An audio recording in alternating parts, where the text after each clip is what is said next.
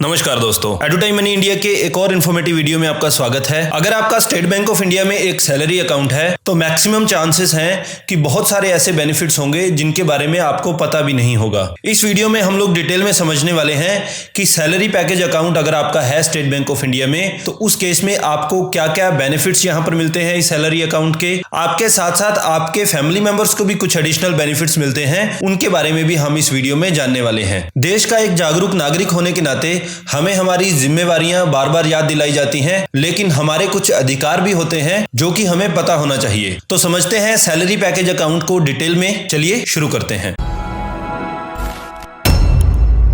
आपके काम के हिसाब से, आपकी जॉब प्रोफाइल के हिसाब से स्टेट बैंक ऑफ इंडिया ने सैलरी पैकेज अकाउंट को मेनली 8 कैटेगरीज में डिवाइड कर रखा है। अब इसके अलावा और भी कैटेगरीज हैं, लेकिन मेनली यही कैटेगरीज आपको देखने को मिलती हैं। सबसे पहली कैटेगरी यहां पर आती है कॉर्पोरेट या इंस्टीट्यूशंस। जो भी बड़े बड़े कॉर्पोरेट्स हैं वो इस कैटेगरी में डाले जाते हैं। इसके बाद जो सबसे ज्यादा पॉपुलर कैटेगरीज हैं वो है central government salary package, state government salary package और इंडियन रेलवे सैलरी पैकेज। हालांकि डिफेंस फोर्सेस जो है सेंट्रल गवर्नमेंट का ही पार्ट है, लेकिन चूंकि डिफेंस फोर्सेस के लिए हमारे देश में एक अलग ही रिस्पेक्ट होती है, सेम रिस्पेक्ट बैंक भी शो करते हैं और कुछ एडिशनल बेनिफिट दिए जाते हैं डिफेंस सेक्टर को, तो उनके लिए अलग से सैलरी पैकेज अकाउंट बनाए हुए हैं। डिफेंस फोर्सेस के लिए अलग से है, सीएपीएफ के लिए अलग से है, पुलिस सैलरी पैकेज अकाउंट अलग से रहते हैं और इसके अलावा coast guard salary package account अलग से रहते हैं। हम लोग इस वीडियो में प्राइमरीली डिस्कस करने वाले हैं central government salary package account को। पर्टिकुलर इसी को डिस्कस करने के पीछे हमारा मेन रीजन यही है कि बाकी सारे सैलरी पैकेज अकाउंट्स जो हैं उनमें भी बेनिफिट्स जो हैं लगभग यही रहते हैं जो कि सेंट्रल पैकेज अकाउंट में दिए जाते हैं। तो इस वीडियो के माध्यम से आपको अपने सैलरी पैकेज अकाउंट को समझने में मदद मिलेगी। हालांकि फिर भी कोई स्पेशल कैटेगरी है जैसे कि स्टेट गवर्नमेंट, रेलवे या डिफेंस के लिए अगर आप एक डेडिकेटेड वीडियो चाहते हैं तो उसके लिए आप हमें कॉमेंट बॉक्स में लिख सकते हैं। हम लोग उसके लिए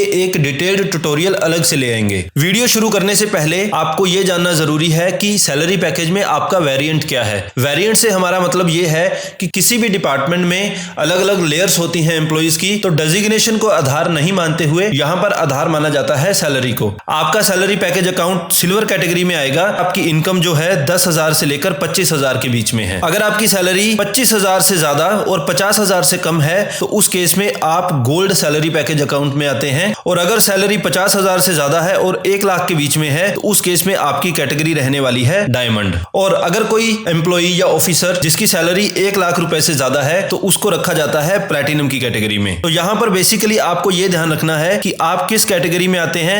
आप सिल्वर में आते हैं, गोल्ड में आते हैं, डायमंड में आते हैं या प्लैटिनम में आते हैं, क्योंकि आगे हम जो भी डिस्कशंस करने वाले हैं हम इसी कैटेगरी के अराउंड ही करने वाले हैं। सबसे पहले मिनिमम बैलेंस की बात करें तो जितने भी सैलरी पैकेज अकाउंट्स हैं वो सारे जीरो बैलेंस अकाउंट्स होते हैं। यहां पर आपको किसी भी तरह का मिनिमम बैलेंस मेंटेन करने की आवश्यकता नहीं होती है। उसके बाद ये एक ऐसा बेनिफिट है लोकल रेंट वाला जिसके बारे में ज्यादातर लोगों को नहीं पता है। अगर आप सिल्वर कैटेगरी में आते हैं तो आपको कोई कंसेशन नहीं दिया जाता है लोकल रेंट में, लेकिन अगर आप गोल्ड कैटेगरी में आते हैं तो उस केस में आपको लोकल रेंट में 10% कंसेशन दिया जाता है। और वेरिएंट बढ़ने के साथ साथ ये कंसेशन भी बढ़ता चला जाता है। जैसे कि अगर आप डायमंड कैटेगरी के एम्प्लॉई हैं, डायमंड कैटेगरी वाले सैलरी पैकेज अकाउंट को एलिजिबल हैं, तो उस केस में आपको ये कंसेशन दिया जाता है 15%। और प्लैटिनम कैटेगरी का सैलरी पैकेज अकाउंट है तो उस केस में आपको ये कंसेशन दिया जाता है 25%। तो अगर आपका भी बैंक में कोई लॉकर है और आप एक सैलरी पैकेज अकाउंट होल्डर हैं तो उस केस में आप अपने बैंक में जाकर ये कंसेशन जो है इसकी डिमांड कर सकते हैं। अब एटीएम रिलेटेड चार्जेस की अगर हम बात करें तो एटीएम में कई तरह के चार्जेस लगते हैं। पहला चार्ज तो क्या लगता है कि जब आप एटीएम को इशू करवाते हैं तो इशुएंस चार्जेस आपको देने होते हैं। फिर उसके बाद उस एटीएम की हर साल एक एनुअल फी होती है, वो आपको देनी होती है। फिर उसके बाद आपके पास एक limited number of transactions he free होती हैं एटीएम मशीन से, जैसे कि कुछ केसेस में 5, कुछ केसेस में 10 होती हैं। लेकिन यहां पर सैलरी पैकेज अकाउंट की अगर हम बात करें तो सिल्वर सैलरी पैकेज अकाउंट जो है यहां पर आपको क्लासिक डेबिट कार्ड फ्री में दिया जाता है। अब ये जो क्लासिक डेबिट कार्ड है इसकी डेली विड्रॉल लिमिट सिर्फ 10,000 रुपए होती है, तो ये कार्ड आपको पूरी तरीके से फ्री में दिया जाता है। उसके बाद बात करें गोल्ड वाले सैलरी पैकेज अकाउंट की, यहां पर आपको gold international debit card free में दिया जाता है। इसकी डेली विड्रॉल लिमिट होती है 40,000 रुपए। सेम सेम डायमंड के केस में भी होता है, यहाँ पर भी आपको gold international debit card free में दिया जाता है। अब अगर आप एक platinum salary package account holder हैं तो उस केस में भी आपको platinum international debit card free में दिया जाता है। किसी भी एटीएम कार्ड का हाईएस्ट वेरिएंट होता है ये प्लैटिनम इंटरनेशनल डेबिट कार्ड। इस एटीएम कार्ड की खास बात यह है कि इस एटीएम से आप एक दिन में 1 लाख रुपए तक कैश विड्रॉ कर सकते हैं एटीएम मशीन से डायरेक्टली, आपको ब्रांच जाने की आवश्यकता नहीं है। प्लस 2 लाख रुपए की शॉपिंग आप डायरेक्टली कर सकते हैं किसी भी पीओएस मशीन से। तो बहुत अच्छी लिमिट्स आपको यहां पर ऑफर की जाती हैं प्लैटिनम इंटरनेशनल डेबिट कार्ड के केस में। अब अगर आप ये सोच रहे हैं कि सिल्वर कैटेगरी को बहुत कम बेनिफिट यहां पर ऑफर किए गए हैं, तो यहां पर एक अच्छी बात यह है कि पे कमीशन एस्टेब्लिश हो चुका है और जल्दी ही आपकी सैलरीज बढ़ने वाली हैं। अब क्लासिक सिल्वर वाला जो कैटेगरी है वहां पर मैक्सिमम 25,000 सैलरी थी, तो आई थिंक कोई भी एम्प्लॉई ऐसा नहीं रहने वाला है सेंट्रल गवर्नमेंट में जिसकी सैलरी 25,000 से कम हो। तो ज्यादातर लोग ऑटोमेटिकली गोल्ड या डायमंड कैटेगरी में मूव होने वाले हैं। अब यहां पर ऊपर वाली कैटेगरी में अगर आप कोई भी कार्ड अपनी एलिजिबिलिटी के अकॉर्डिंग लेंगे तो ना तो आपको इशू करवाने के लिए कोई चार्ज देना है और ना ही आपको कोई एनुअल फी देनी है। तो इस तरह से आपका एटीएम कार्ड जो है वो भी पूरी तरीके से फ्री हो जाता है। अब बात आती है ट्रांजैक्शन की। एटीएम मशीन से भी ट्रांजैक्शंस कुछ लिमिट तक ही फ्री होती हैं, लेकिन सैलरी पैकेज अकाउंट में खास बात यह है कि आप जितनी चाहे ट्रांजैक्शन करें, चाहे एसबीआई के एटीएम से करें चाहे नॉन एसबीआई के एटीएम से करें, सारी ट्रांजैक्शंस पूरे तरीके से फ्री होती है। लेकिन यहां पर ये ट्रांजैक्शंस जो है सिर्फ इंडिया में फ्री है। आप ग्लोबली कहीं विजिट कर रहे हैं और वहां पर अगर आप कोशिश करेंगे इस एटीएम से पैसा निकालने की, तो उस केस में इंटरनेशनल ट्रांजैक्शंस के केस में जो भी चार्जेस आप पर एप्लीकेबल होने वाले हैं वही आप पर भी होने वाले हैं जो कि दूसरे सारे कस्टमर्स पर एप्लीकेबल होते हैं। तो एटीएम ट्रांजैक्शंस जो हैं वो सिर्फ इंडिया में फ्री हैं और फ्री भी कितनी है, अनलिमिटेड फ्री है। अगला आता है डिमांड ड्राफ्ट के चार्जेस। आपका किसी भी कैटेगरी का सैलरी पैकेज अकाउंट हो, आप अपनी ब्रांच में जाकर किसी भी स्टेट बैंक की ब्रांच में जाकर अनलिमिटेड डिमांड ड्राफ्ट फ्री में प्रिंट करवा सकते हैं। आपसे इसका कोई भी चार्ज नहीं लिया जाता। अब कुछ केसेस में हमें हमारे अकाउंट में स्टैंडिंग इंस्ट्रक्शंस लगवाने की भी जरूरत होती है। स्टैंडिंग इंस्ट्रक्शंस कहां काम आती है? सपोज आपने एक लोन लिया और उस लोन की ईएमआई आपको भरनी है। ये हमारा एक लोन है और ये हमारी ईएमआई जो है हमारे सेविंग अकाउंट से जाएगी। तो हर महीने मैन्युअली इस ईएमआई को पे करने की बजाय आप चाहते हैं एक पर्टिकुलर डेट पर आपके सेविंग अकाउंट से डायरेक्टली ये पैसा निकलकर लोन में चला जाए, तो ये रिपीटेडली हर महीने होता रहे। इस तरह की इंस्ट्रक्शंस आप बैंक को देते हैं और बैंक आपके अकाउंट में आपकी इंस्ट्रक्शंस के आधार पर स्टैंडिंग इंस्ट्रक्शंस लगा देता है। दूसरा केस ये भी हो सकता है कि आपने कोई रेकरिंग डिपॉजिट करवा रखी हो और आप चाहते हैं कि आपके सेविंग अकाउंट से पैसा निकलकर एक पर्टिकुलर डेट को हर महीने उस फिक्स डिपॉजिट में, उस रेकरिंग डिपॉजिट में इन्वेस्ट होता रहे, तो वहां पर भी स्टैंडिंग इंस्ट्रक्शंस ही काम आती हैं। तो सैलरी पैकेज अकाउंट अगर आपका है तो उस केस में ये स्टैंडिंग इंस्ट्रक्शंस जो हैं ये पूरे तरीके से फ्री में आप लगवा सकते हैं। इन स्टैंडिंग इंस्ट्रक्शंस को एक और एग्जांपल के माध्यम से समझ सकते हैं। मान लीजिए मेरा कोई पीपीएफ अकाउंट है और मैं ये चाहता हूं कि हर महीने 10,000 रुपए मेरे सेविंग अकाउंट से निकले और वो ऑटोमेटिकली जमा हो जाए मेरे पीपीएफ अकाउंट में, क्योंकि मैं अपनी सेविंग की हैबिट डेवलप करना चाहता हूं। तो इसके लिए हमें जरूरत पड़ेगी स्टैंडिंग इंस्ट्रक्शंस लगवाने की। हम हमारे सेविंग अकाउंट में स्टैंडिंग इंस्ट्रक्शन लगा सकते हैं जिससे कि एक पर्टिकुलर डेट पर ये 10,000 रुपए निकलेंगे और मेरे पीपीएफ अकाउंट में जमा हो जाएंगे। आई होप स्टैंडिंग इंस्ट्रक्शंस का कॉन्सेप्ट जो है ये आपको समझ में आ चुका होगा। अब चेकबुक भी कुछ केसेस में एक बेसिक नीड की तरह काम आती है और बैंक जब कोई चेकबुक देते हैं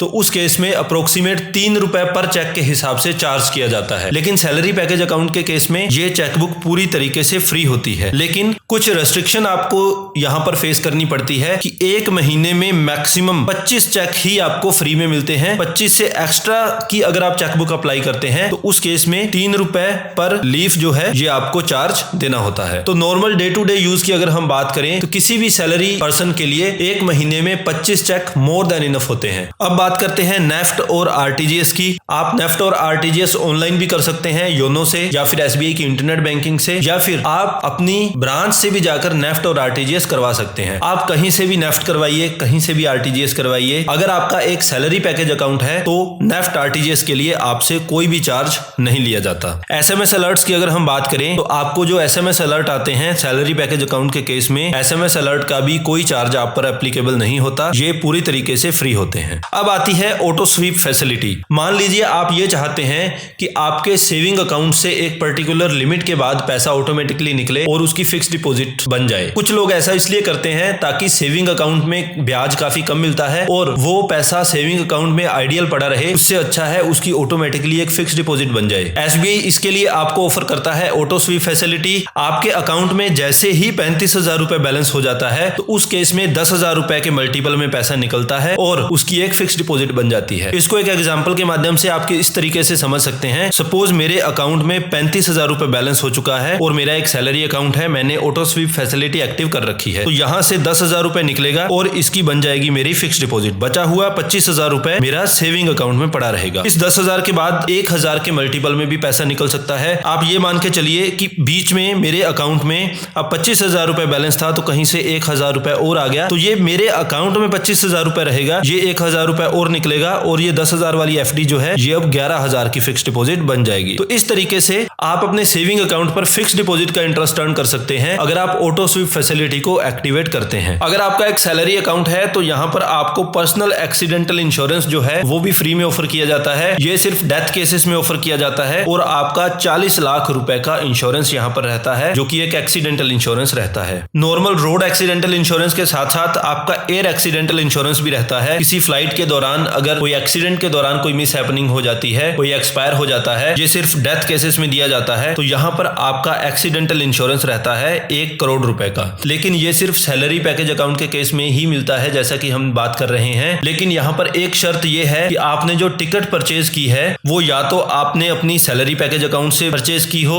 सैलरी पैकेज अकाउंट से आप ऑनलाइन भी इंटरनेट बैंकिंग के माध्यम से टिकट बुक कर सकते हैं, या हो सकता है कि इसकी पेमेंट आपने एटीएम कार्ड से की हो, या फिर आप किसी ऑफिशियल ड्यूटी पर हैं और आपके डिपार्टमेंट ने भी अगर इसकी पेमेंट की है तो उस केस में भी आप इस एयर एक्सीडेंटल इंश्योरेंस को क्लेम कर सकते हैं। एक्सीडेंटल डेथ के अलावा अगर टोटल डिसेबिलिटी कोई होती है, परमानेंट टोटल डिसेबिलिटी, तो उस केस में भी 40 लाख का इंश्योरेंस कवर यहाँ पर रहता है। लेकिन टोटल के बजाय अगर कोई पार्शियल डिसेबिलिटी भी हो जाती है तो उस केस में भी आपको यहाँ पर 20 लाख का इंश्योरेंस कवर मिलता है। अब आपको तो ये सारी फैसिलिटीज मिलती हैं, इसके अलावा आपके फैमिली मेंबर्स को भी कुछ फैसिलिटीज यहाँ पर ऑफर की जाती हैं। अब सिल्वर के केस में तो कोई फैसिलिटी नहीं है, लेकिन गोल्ड, डायमंड और प्लेटिनम, इस केस में आप अपने फैमिली मेंबर का अकाउंट खुलवा सकते हैं जो कि रहता है SBI रिश्ते अकाउंट। और इस रिश्ते अकाउंट में भी बहुत सारे बेनिफिट आपको दिए जाते हैं, जैसे कि आपका अकाउंट जीरो बैलेंस होता है, आपकी एटीएम ट्रांजैक्शंस फ्री हो जाती हैं, SMS अलर्ट आपका फ्री हो जाता है, कुछ चेकबुक फ्री में दी जाती हैं, डिमांड ड्राफ्ट फ्री में होते हैं, नेफ्ट RTGS आपको फ्री में करने को मिल जाती है। तो बहुत सारे बेनिफिट्स हैं सैलरी पैकेज अकाउंट के जो डायरेक्टली एक्सटेंड कर दिए जाते हैं आपके फैमिली मेंबर्स को भी। तो आप अपने खुद के सैलरी अकाउंट के साथ साथ अपने फैमिली मेंबर्स को भी सैलरी अकाउंट के बेनिफिट यहाँ पर दिलवा सकते हैं। तो ये था एक डिटेल्ड डिस्कशन SBI के सैलरी पैकेज अकाउंट के बारे में। हमने पर्टिकुलरली यहाँ पर सेंट्रल गवर्नमेंट सैलरी पैकेज के बारे में डिस्कस किया है और अप्रोक्सीमेट यही सेम बेनिफिट दूसरे सारे सैलरी पैकेज अकाउंट्स में भी ऑफर किए जाते हैं। लेकिन फिर भी आप किसी पर्टिकुलर ग्रुप से बिलोंग करते हैं, जैसे कि स्टेट गवर्नमेंट सैलरी पैकेज, किसी कॉर्पोरेट से बिलोंग करते हैं, रेलवे से बिलोंग करते हैं या डिफेंस से अगर आप बिलोंग करते हैं, तो उस केस में अगर आपको एक डेडिकेटेड ट्यूटोरियल चाहिए तो आप हमें नीचे कमेंट बॉक्स में लिख सकते हैं, हम उसके लिए भी एक डिटेल्ड वीडियो आपके लिए ले आएंगे। अगर आपको हमारा वीडियो इन्फॉर्मेटिव लगा और हमारे कंटेंट के लिए अगर आप हमें अप्रिशिएट करना चाहते हैं तो please like and share the video और हमारे चैनल को सब्सक्राइब करना नहीं भूलें। अभी के लिए इतना ही, मिलते हैं एक और इन्फॉर्मेटिव वीडियो के साथ। Thank you so much.